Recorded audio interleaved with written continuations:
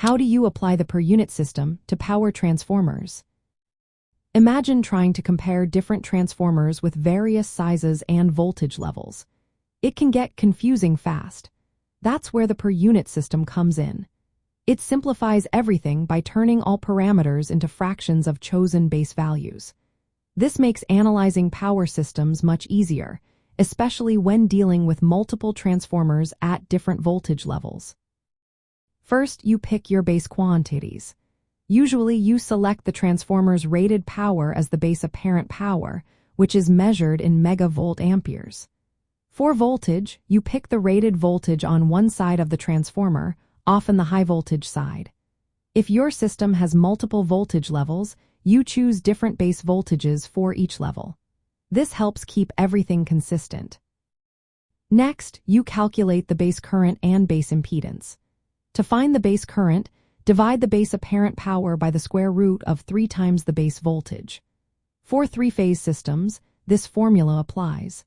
The base impedance is calculated by dividing the square of the base voltage by the base apparent power.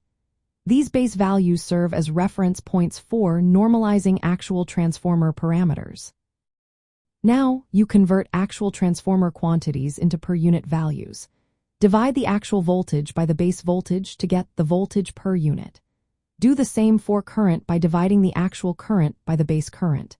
Impedance is converted by dividing the actual impedance by the base impedance. Power is simply the actual apparent power divided by the base apparent power. These steps turn all your parameters into easy-to-compare fractions. Because transformers connect different voltage levels, you need to refer these per-unit quantities to a common side. This allows you to compare or combine impedances directly. The beauty of the per-unit system is that when you refer impedances from one side of the transformer to the other, the per-unit values stay the same. This saves you from doing complicated voltage conversions every time. Transformers often have their impedance given as a percentage. To convert this to per unit, just divide the percentage by 100. If your system's base values differ from the transformers, you perform a base change. Use the formula that multiplies the old per unit impedance by the ratio of the old and new base apparent powers and adjusts for the change in base voltages. This ensures your impedance values stay accurate within your system. Once everything is in per unit, you can use these normalized values for system analysis. Whether you're calculating power flow, fault currents, or stability, the per-unit system makes it straightforward.